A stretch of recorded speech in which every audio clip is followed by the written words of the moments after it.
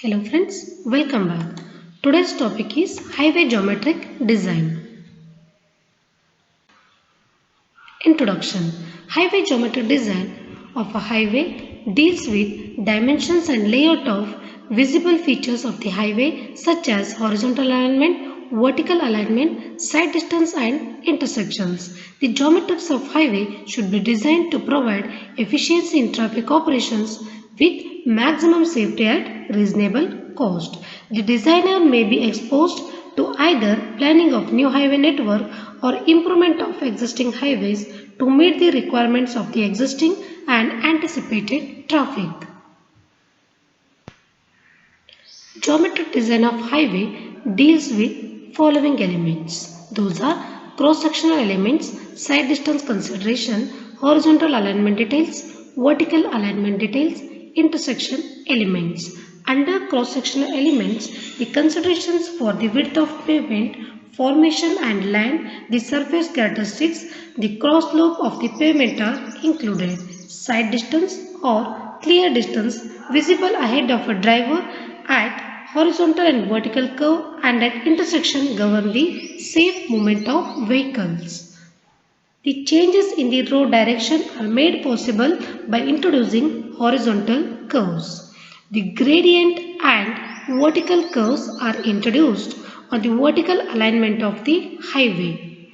Design of road intersection with features for safe and efficient traffic movement of the vehicle needs adequate knowledge of traffic engineering. Cross-sectional elements mainly includes pavement surface characteristics, width of pavement, cross slope, median, curve, road margin, width of formation. In this figure, it shows cross-sectional elements of the highway. So this is cross slope and width is called as the carriageway width or traveled width. On either side of the carriageway, there is a shoulder. The width including shoulder and carriageway, it is called as the roadway width. And this one is a hinge point where the slope rate changes. And this is a clear zone, that area along the side of the travelled way including shoulder that is available for recovery of an errant vehicle. And this is the drainage ditch. Pavement surface characteristics. The important surface characteristics of the pavement are friction, unevenness, light reflecting characteristics and drainage of surface water. The friction or skid resistance between vehicle tire and pavement surface is one of the factors determining the operating speed and the minimum distance required for stopping the vehicle. And unevenness, and also it is called as the undulations. The longitudinal profile of the road pavement has to be even in order to provide good riding comfort to the moving vehicles and to minimize the vehicle operation cost. Light reflecting characteristics. Night visibility depends upon the color and light reflecting characteristics of the pavement surface. And drainage of the surface water is important to improve the life of the pavement. Width of pavement or carriageway.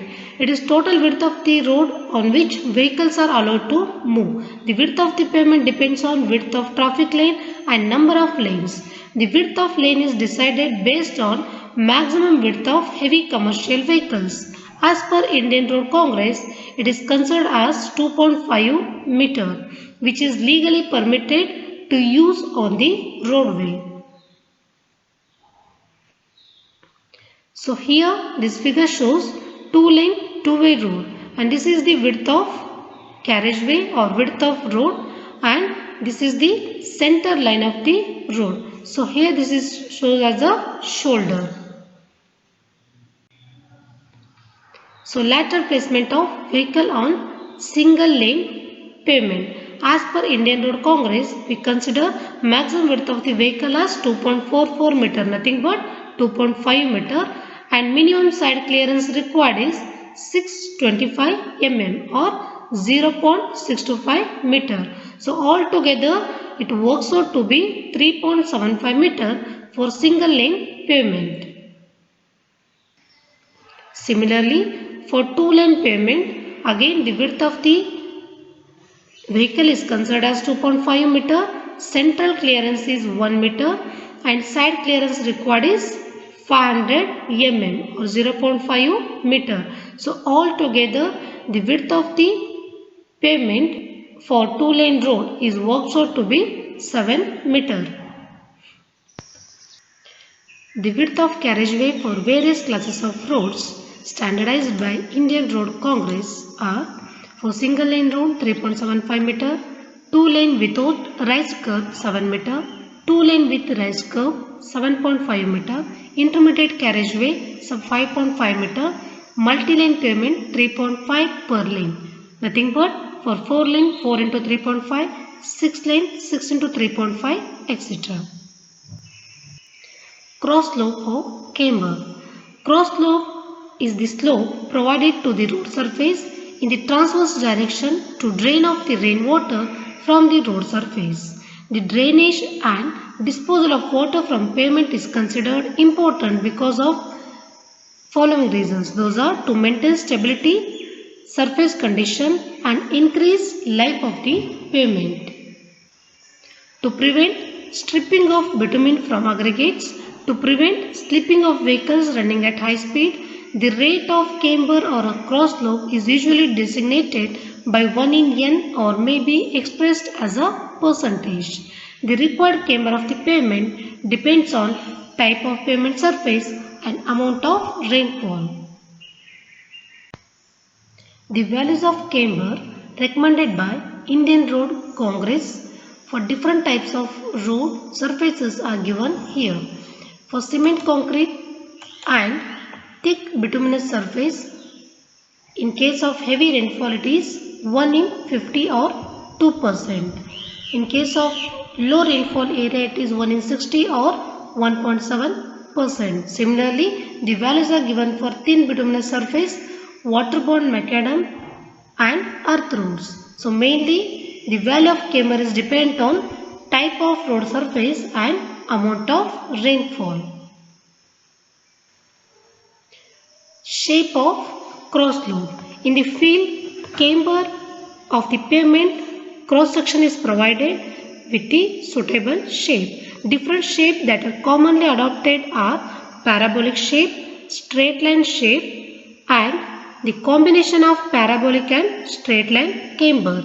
In cement concrete pavement, straight line camber is usually adopted, and in case of bituminous pavement, either parabolic or third one, combination of straight and parabolic camber is preferred. Medians of traffic separators. Median is provided between two sets of traffic lanes intended to divide the traffic movement in opposite direction. The main function of the median is to prevent head-on collision between vehicles moving in opposite direction on adjacent lanes. The median is also called as traffic separator. The traffic separator used may be in the form of pavement markings or physical dividers or area separators. The pavement marking is the simplest of all these, but this will not rule out head-on collision. The mechanical separator may be suitably designed, keeping in view safety considerations. The width of medians for roads standardized by Indian Road Congress are: for expressway 15 meter is desirable and 10 minimum. For other highways 5 is desirable and 3 minimum. At intersection of urban roads 5 desirable and 1.2 is minimum, and similarly on long bridges 1.5 is desirable and 1.2 meter is minimum. In this figure it shows curb and traffic separator. So this is the traffic separator and this is the pavement. So edge of the pavement there is a curb stone. So here it is a footpath. Curb indicates the boundary of the pavement, and median or footpath. It is desirable to provide curb on urban roads. There are variety of curb designs. So, curve may be mainly divided into three groups. They are low curve, semi-barrier type curve and barrier type curve. Low curve nothing but it is mountable type curve, encourages traffic to remain in the traffic lane. It allows the driver to enter the shoulder area at slow speed. Semi-barrier type curb is provided on periphery of the roadway where the pedestrian traffic is high, and barrier type curb is provided in built-up areas adjacent to footpath with considerable pedestrian traffic. So here in this figure, it is the footpath, this is the curb stone, and this is the pavement surface. The end of the pavement surface, and at the end of the footpath, here there is a curbstone. Road margins. The various elements included in road margins are shoulder, guardrail, footpath, driveway, cycle track, parking lane and embankment slope. Width of formation of roadway. The width of formation of roadway is the sum of width of pavement or carriageway including separators if any, and width of roadway are standardized by Indian Road Congress. So here in this table it shows the roadway width for plain and rolling terrain separately and for mountainous and steep terrain separately. Again, that depends on road classification. For national highway and state highway, if it is a single lane and two lane, the width of the roadway is different. So mainly width of the roadway which depends on classification of road and terrain classification.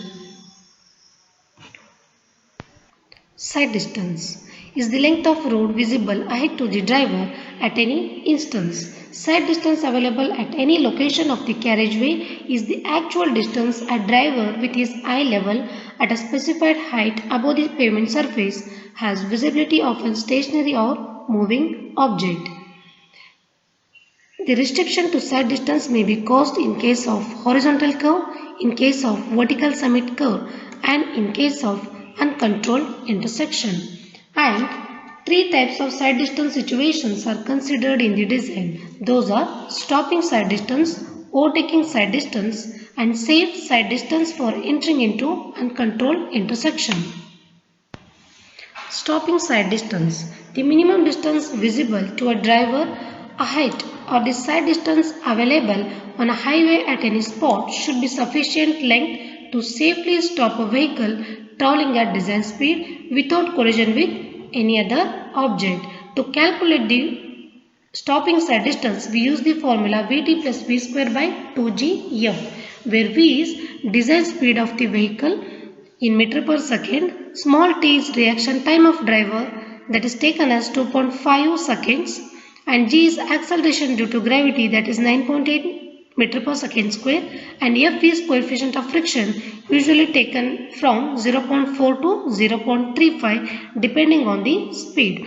And if there is a gradient, the second formula is used, that is stopping sight distance is equal to Vt plus V square by 2g f plus or minus 0.01 n. Where there is a ascending gradient, the positive sign is used. If there is a descending gradient, the negative sign should be used. And n is the percentage gradient. Factors on which stopping sight distance depends are features of the road ahead, height of driver's eye above the road surface, and height of object above the road surface. The features of the road ahead which affect the sight distance are horizontal alignment, vertical profile of the road, the traffic condition, and the position of obstructions. And for the calculation of stopping side distance, the height of driver's eye level above the road surface is taken as 1.2 meter and height of the object above the road surface is considered as 0.15 meter. Overtaking side distance. The minimum distance open to the vision of the driver of a vehicle intending to overtake slow vehicle ahead with safely against traffic of opposite direction is called as minimum overtaking side distance or safe passing side distance available. Factors on which overtaking side distance depends on speed of overtaking, overtaken and opposite vehicle and skill and reaction time of the driver, distance between overtaking and overtaken vehicles, rate of acceleration of overtaking vehicle and gradient of road if any.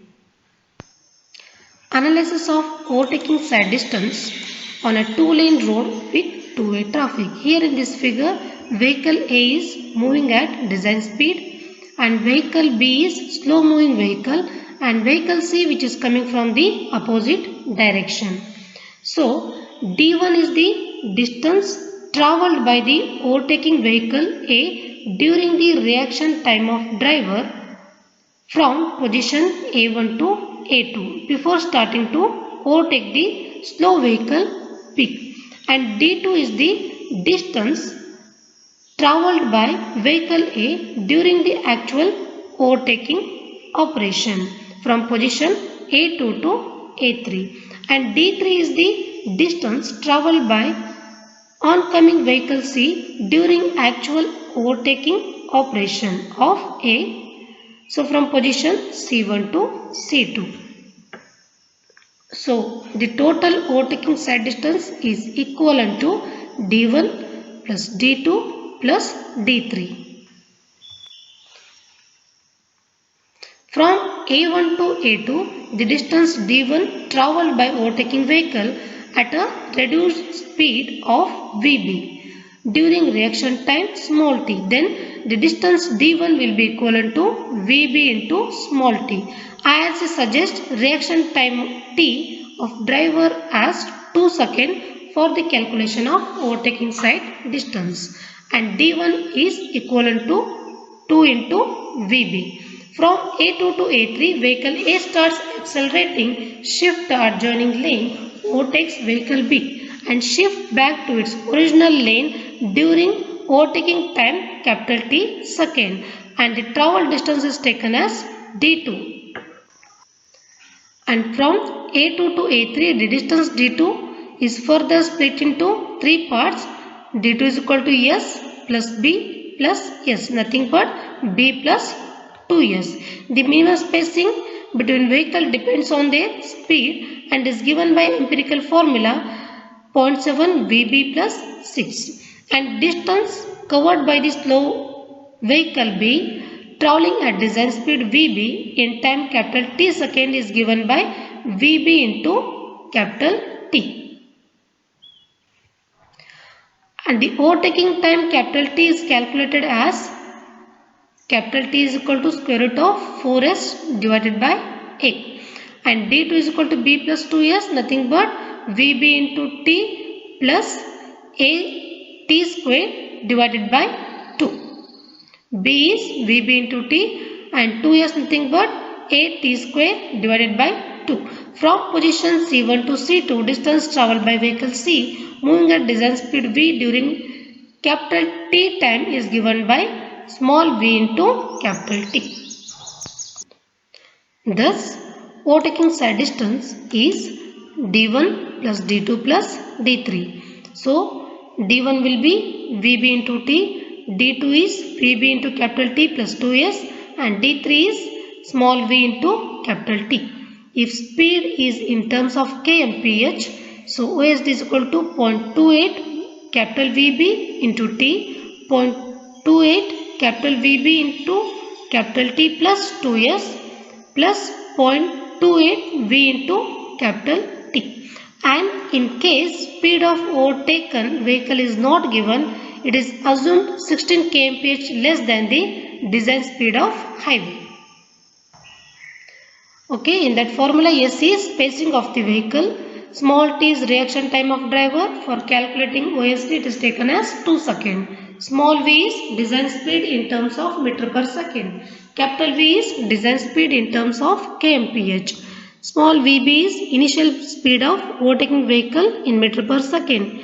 Capital VB, initial speed of overtaking vehicle in kmph. So capital T is equal to square root of 4s divided by A, or 14.4s divided by A. So small a is average acceleration in meter per second square. Capital A nothing but average acceleration in kmph per second. And overtaking zone. Overtaking opportunity for vehicle moving at design speed should be given at frequent intervals as possible. These zones which are meant for overtaking operation are called as the overtaking zones. The minimum length of overtaking zone should be 3 times of safe overtaking site distance, and desirable is 5 times of overtaking site distance. This figure shows a overtaking zone diagram. Here there are two signposts, S1 and S2.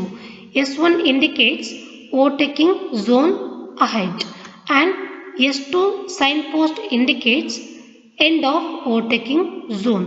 And here the minimum overtaking distance required is 3 times and desirable is 5 times of OSD. So SP1 is at a distance of 1 OSD before the start of overtaking zone, and S2 is at a distance of 1 OSD before the end of overtaking zone. Similarly, so S1 and S2 are situated for other way. Next is design of horizontal alignment. The various design elements to be considered in the horizontal alignments are design speed, horizontal curve, super elevation, type and length of transition curve, widening of pavement on curves, and setback distances. Design speed. The design speed is the main factor on which geometric design elements depends. The design speed is mainly dependent on class of road and terrain classification.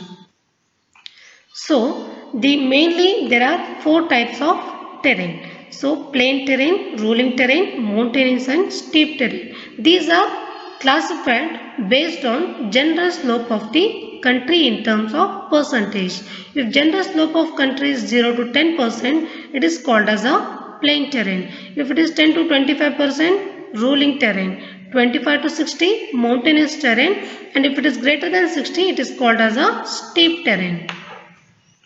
And here this table shows design speed on rural highways. So mainly design speed is dependent on road classification and terrain classification.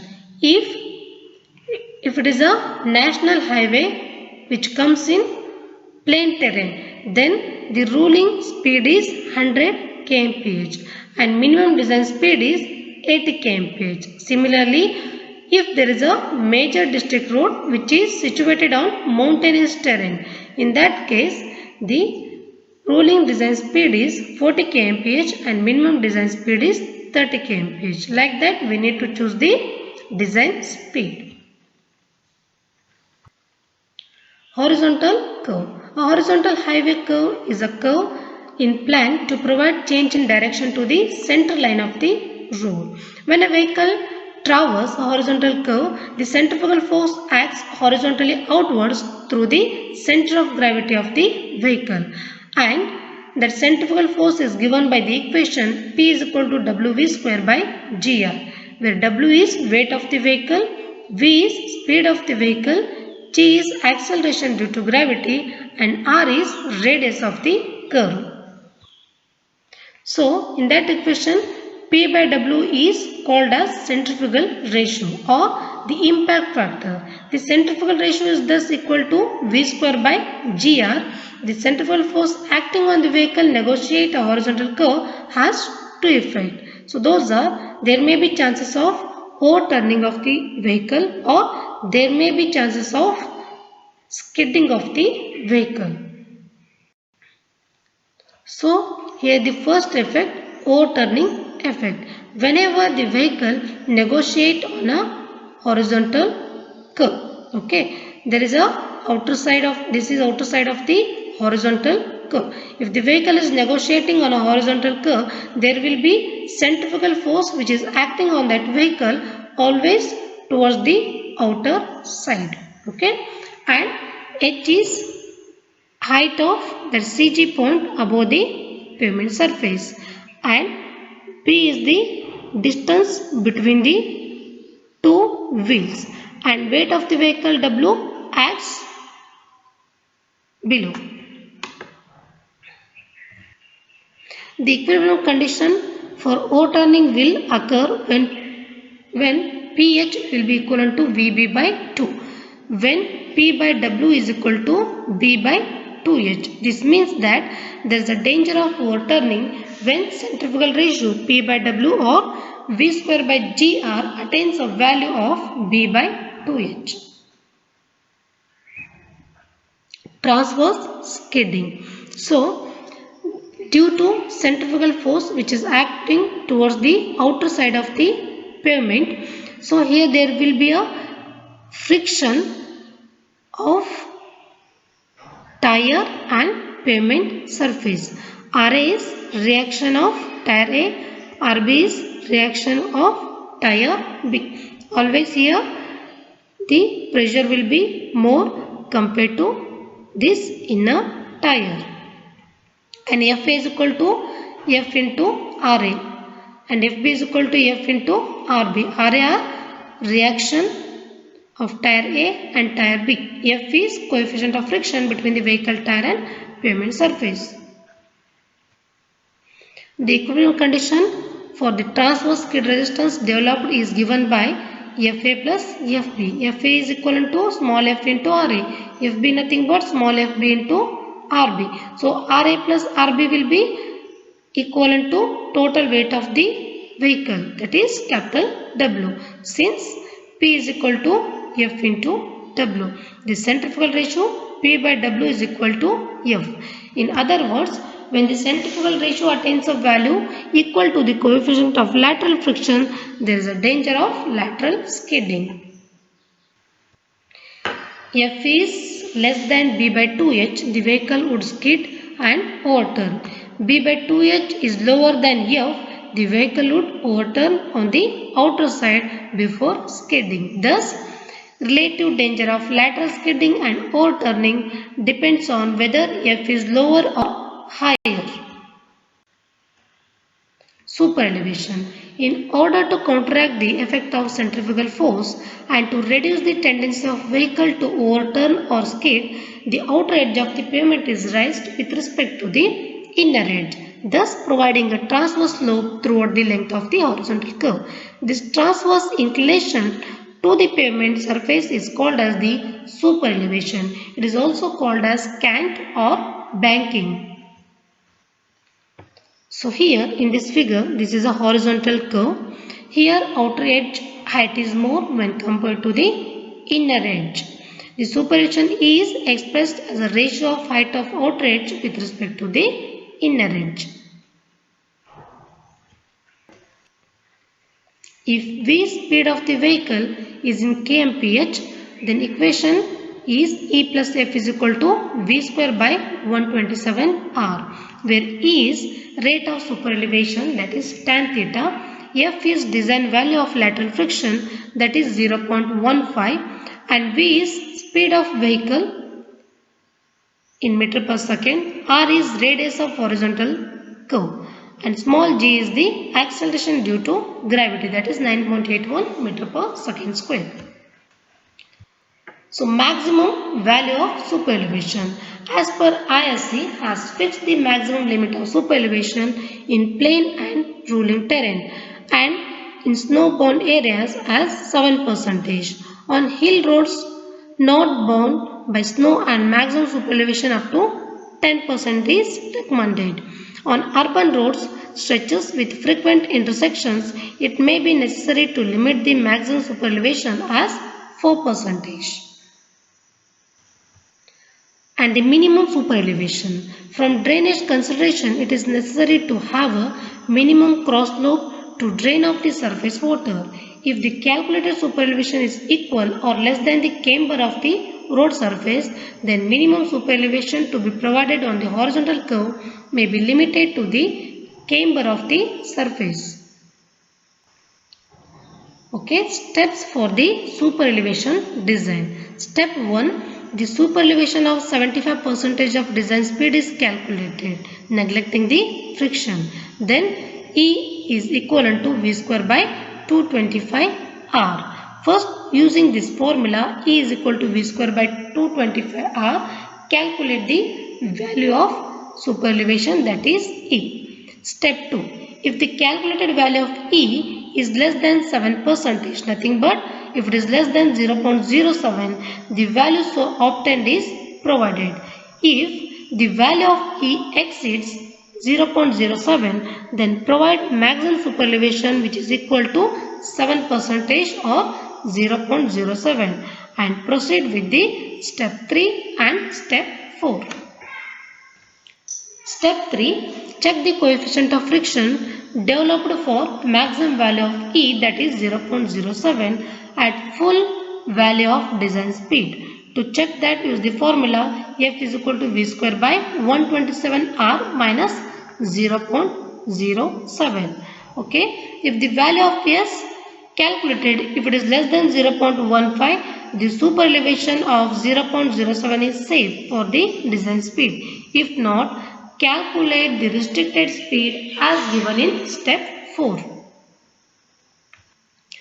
Step 4. The allowable speed at a curve is calculated by considering the design coefficient of lateral friction and the maximum super elevation, that is E plus F is equal to 0.22, which is equal to Vs square divided by GR, nothing but Vs square divided by 127 R. So Va is the restricted speed. To calculate that, use square root of 0.22 small g into R. You get the value in terms of meter per second. If you want Va value in terms of kmph, use the formula square root of 27.94 R. R is the radius of curve. If the allowed speed as calculated above is higher than the design speed, then the design is adequate and provide a super elevation of 0.07. If the allowable speed is less than a design speed, the speed is limited to allowed speed calculated above, and appropriate warning sign and speed limit regulations sign are installed to restrict and regulate the speed. Radius of horizontal curve. To calculate the radius of horizontal curve, we know the formula E plus F is equal to V square by GR or V square by 127 R. Small v is in meter per second, capital V is in kmph. If maximum allowable super elevation rate has been fixed as 7% and lateral friction F is 0.15, then from the above formula it is 0.22 V square by GR or 0.22 is equal to capital V square by 127 R. So, if design speed is decided, ruling and minimum radius is calculated as R ruling is equal to V square by G into E plus F or V square by 127 E plus F. R minimum V dash square by G into E plus F or V dash square divided by 127 into E plus F, where small v is in meter per second and capital V is speed in terms of kmph and V dash is minimum design speed in meter per second, capital V dash is design speed in kmph. Widening of pavement on horizontal curve. On horizontal curves, especially when they are less than 300 meter radii, it is common to widen the pavement slightly more than the normal width. Widening is needed for the following reasons. Those are: an automobile has a rigid wheelbase and only the front wheels can be turned. When this vehicle takes a turn to negotiate a horizontal curve, the rear wheel do not follow the same path as that of the front wheels. This phenomenon is called as the off-tracking. While two vehicles cross or overtake at horizontal curve, there is a psychological tendency to maintain a greater clearance between the vehicle for the safety. For greater visibility at curves, the driver have tendency not to follow the central path of the lane but to use the outer side of the beginning of the curve. At higher speed, superelevation and lateral friction cannot be counteracted, centrifugal force and skidding may occur. And the analysis of extra widening on horizontal curve. The extra widening of the pavement on horizontal curve is divided into two parts. One is mechanical widening, which is caused due to off-tracking of the vehicle, and second one is the psychological widening. So the total extra widening is given by mechanical widening plus psychological widening, and the formula calculate the mechanical widening is NL square by 2R, and the formula used to calculate the psychological widening is V by 9.5 R. N is number of traffic lanes, L is length of wheelbase 6.1 or 6 meter, V is design speed in kmph, R is radius of horizontal curve in meter. Horizontal transition curve. A transition curve has a radius which decreases from infinity at a tangent point to a designed radius of circular curve. The rate of change of radius of transition curve will depend on the shape of curve adopted and the equation of the curve. So here this figure shows the transition curve in horizontal curve. Here there is a circular curve. This is the deflection angle delta. So this is a straight either side. So usually transition curve are fixed in between the straight and circular part or in between two circular part. Here transition curve is fixed in between the straight and circular part, and this is the shift S, and R is the radius of curve. So main object of providing the transition curve is to gradually introduce centrifugal force, for gradual introduction of design superelevation, and for gradual introducing extra widening, and to enable the driver to turn his vehicle gradually as per his convenience. And the length of transition curve is designed to fulfill the three conditions. One is rate of change of centrifugal acceleration to be developed gradually, and second one is rate of introduction of design superelevation, and third one is minimum length, which is suggested by the Indian Road Congress. So this is the formula which is given for rate of change of centrifugal acceleration, that is Ls is equal to Vq by Cr. So Ls is equal to 0.021 Vq by Cr if V is in kmph. First formula when V is in meter per second, where C is 80 divided by 75 plus V, and it ranges from 0.5 to 0.8. Ls is length of transition curve in meter, C is allowable rate of change of centrifugal acceleration, V is design speed in kmph, small v is design speed in meter per second, and R is radius of circular curve in meter. And second one, as per rate of introduction of superelevation, if pavement is rotated about the center line, the formula used is En divided by 2, or En divided by 2 into W plus We. If the pavement is rotated about the inner edge, then the formula used is Ls is equal to E into N, that is E into N into W plus We, where W is width of the pavement, We is extra widening, Capital E is total raised pavement, that is equal to small e into capital B. Capital B is total width of the pavement, that is W plus WE, and rate of change of roof elevation is 1 in N, and N value is 1 in 50 or 1 in 100 or 1 in 160. And minimum length by IRC empirical formula, it is LS is equal to 2.7 V square by R in case of plain and rolling terrain, and LS is equal to V square by R in case of mountainous and steep terrain. And shift of transition curve can be calculated using the formula S is equal to LS square by 24R. Vertical alignment. The vertical alignment is the elevation or profile of the center line of the road. The vertical alignment consists of grades and vertical curves. The vertical alignment of highway influences vehicle speed, acceleration and deceleration, side distance, vehicle operation cost, comfort while traveling at high speed, and details and design of vertical curve will be explained in further PPT. Thank you.